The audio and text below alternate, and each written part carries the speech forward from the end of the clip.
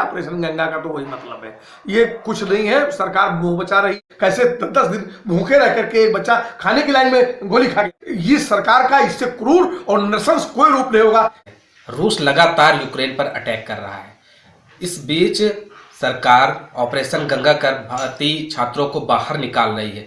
आज इस मुद्दे पे हम विजय जी से बात करें। रूस अटैक लगातार कर रहा है, युद्ध का क्या परिणाम क्या हो सकता है? देखिए, एक बात ये समझ लीजिए कि इसमें दोनों पक्ष गलत है और निर्दोष लोग मारे जा रहे हैं। इसमें एक्चुअल में नाटो, अमेरिका लेड नाटो की जो भूमिका है वो इस युद्ध की बुनियाद में है। नंबर 1 तो अमेरिका भी, नाटो भी पीछे हटे और पुतिन भी पीछे हटे और यूक्रेन को भी अपने निर्णयों पर विचार करते हुए अपनी संप्रभुता को बनाए रखने का रास्ता निकालना चाहिए। एक तो यह है, वहां निर्दोष लोगों पर हमला हो रहा है और इसलिए युद्धबंदी बहुत जरूरी है।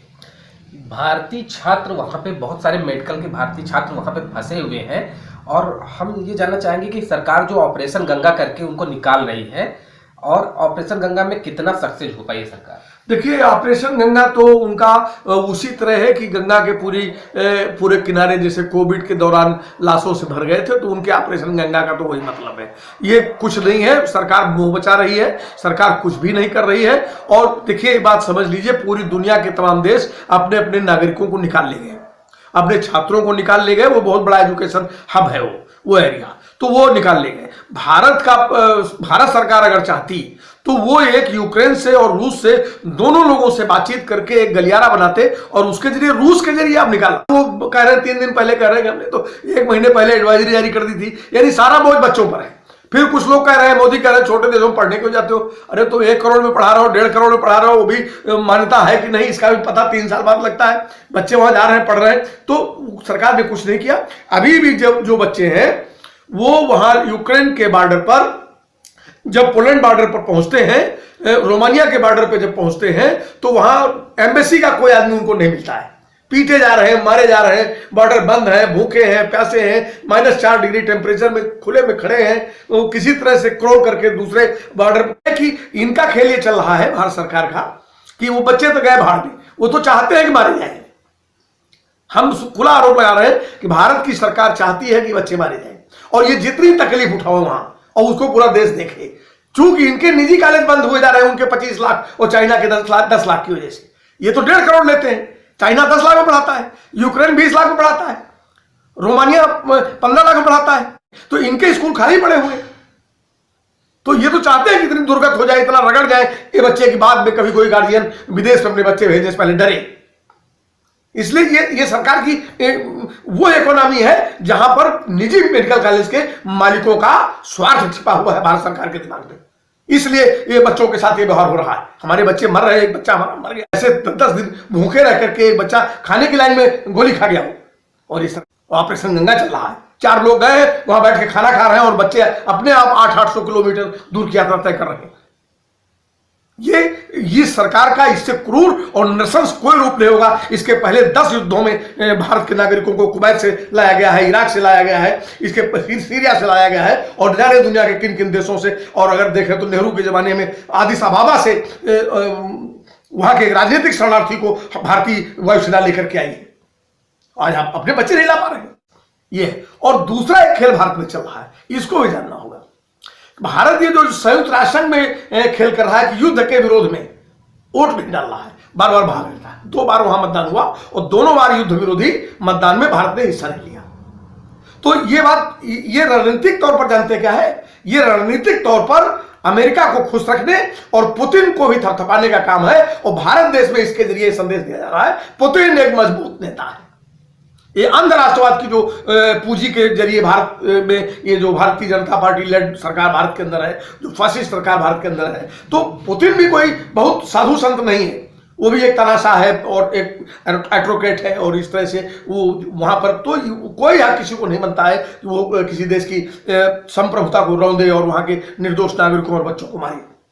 तो भारत सरकार वो कर्रा वाला नेता जो कहते हैं ना, हमारे देश का प्रधानमंत्री बहुत कर रहा है, नहीं तो पाकिस्तान खा जाता बाप रे बाप। तो पुतिन को मॉडल बना करके संघ का धीरे धीरे एक, और मोदी की जो पूरी कार्यवाही संयुक्त राष्ट्र में भारत की है वो इसी तरफ ले जा रही है कि भारत के अंदर इनकी छवि बनाने का काम पुतिन के साथ कंपैरिजन करके पाकिस्तान को नया हुआ के रूप में। और एक बात, तीसरी बात अंत में कहूंगा कि अगर युद्ध आगे बढ़ा तो बहुत ये जो अपने देश में शासक है ना, ये बहुत अंदर से ललचाए हुए हैं कि कोई युद्ध हो जाए और हम भी उस युद्ध में रहे, देश नष्ट हो जाए तो नष्ट हो जाए, इतिहास में हमारा नाम हो जाए। तो युद्ध आगे बढ़ेगा तो भारत जरूर उस युद्ध का हिस्सा बन जाएगा। अपनी जान जोखिम में डाल करके यहाँ उनके माँ बाप रो रहे हैं, परिवार रो रहे हैं, मोहल्ला टोला और शहर थर-थर कांप रहा है, एक बच्चे की चिंता कर रहा है। पहले तो उन पे बहुत सारे आरोप लगाए, अब विदेश क्यों पढ़ने जाते हो, नीट नहीं पास कर पाए, 70% वाले हैं, ये से इलाज मत कराना, सोशल मीडिया और देखिए क्या खेल चला, भारतीय झंडा लगा लेना, मिसाइल रास्ता बदल देगी।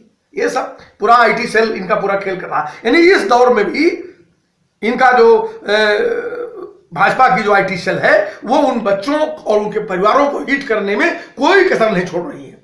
और इनके मंत्री जहाज में, आपने दिखा होगा वीडियो फुटेज है जिसमें पहले भारत माता की जय बोलवाते हैं और उसके बाद कहते हैं मोदी जिंदाबाद, तो एक भी बच्चा नहीं बोला। तो आप मोदी जिंदाबाद कराने गए, वहां बच्चों को लाने नहीं गए आप। तो ये इसको भूल जाइए कि वो बच्चों को लाने गए। और ये सोशल मीडिया में उन बच्चों के खिलाफ पूरा माहौल बनाया, उनके परिवारों के खिलाफ पूरा माहौल बनाया, और आप अपनी असली करतूत नहीं बता रहे हैं। आप वहां पर एम्बेसी में बच्चों का फोन उठाने वाला कोई नहीं है। बॉर्डर पर पहुंचने पर बच्चे चिल्ला रहे हैं, ढूंढ रहे हैं अपनी एम्बेसी वालों को। दूसरे देशों के एम्बेसी के लोग लगे हुए अपने अपने बच्चों को ले जा रहे हैं, शेल्टर कैंप में ले जा रहे हैं, उनको खाना व्यवस्था कर रहे हैं, उनके लिए ठंड गर्म कॉटेज की व्यवस्था कर रहे हैं, और आपके देश में मोदी जिंदाबाद की व्यवस्था की जा रही है।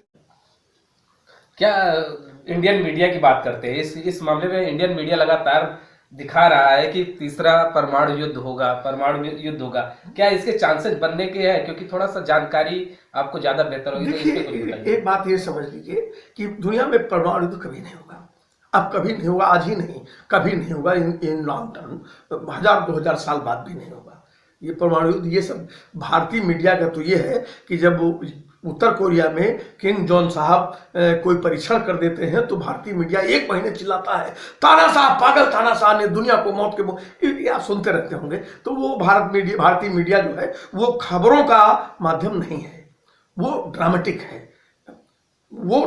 है, उनकी खबरें नहीं है, वहां एक ड्रामा है, वहां एक थ्रिल है, वहां एक सेंसेशन है। तो वो सेंसेशन, थ्रिल और ड्रामा, इन सारी चीजों को मिला करके पर्दे पर एक स्टोरी बनाई जाती है जिससे आप बंधे बैठे रहें और खुद आप डरें, खौफ खाएं। और युद्ध के खिलाफ जो माहौल बनाना चाहिए, जो वास्तविकता है, आप आधा समय आपका जो इंडियन मीडिया है वो मोदी बहुत अच्छा कर रहे हैं, ऑपरेशन गंगा चला रहे हैं, पुतिन से बात की, अरे क्या बात की पुतिन साहब से आपने? यूक्रेन के राष्ट्रपति से आपकी बात हुई, क्या बात हुई आपकी? देश जाने तो क्या बात हुई? एक पट्टी चल रही पूरे दिन, आज पुतिन से हुई बात, आज यूक्रेन के राष्ट्रपति, अरे क्या बात हुई आपकी? संयुक्त राष्ट्र संघ में आप मुंह चुरा के भाग रहे हैं, आपका एक बयान नहीं आ रहा वहां पर। तो युद्ध नहीं होने जा रहा, परमाणु युद्ध नहीं होने जा रहा। भारतीय मीडिया जरूर अपने टेलीविजन के स्क्रीन पर परमाणु युद्ध कराता रहा है लंबे समय से, और अभी भी करा रहा है। और हमें उम्मीद है कि पूरी रूस की जनता जिस तरह से इस युद्ध के खिलाफ पुतिन के विरोध में खड़ी है, युद्ध के विरोध में खड़ी है, और यूक्रेन के अंदर जिस तरह से जनता युद्ध का प्रतिरोध कर रही है, टैंकों के सामने छाती लगा रहे हैं लोग, सड़क पर बलिए बिना हथियार के किसान निकल करके आ रहे हैं और वो टैंकों के रास्ते में खड़े हो जा रहे हैं, ये एक अद्भुत दृश्य है।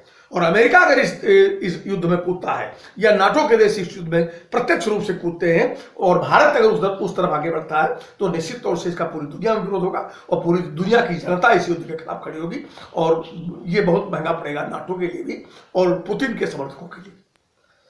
ये थे हमारे साथ विजय विद्रोही जी, जिन्होंने ऑपरेशन गंगा को लेके क्या और कर सकती थी और उनकी कमियों को भी गिनाया, और साथ साथ भारत सरकार पे कई गंभीर आरोप लगाए हैं। रायबरेली से RBL हिंदी न्यूज के लिए मैं रवि श्रीवास्तव।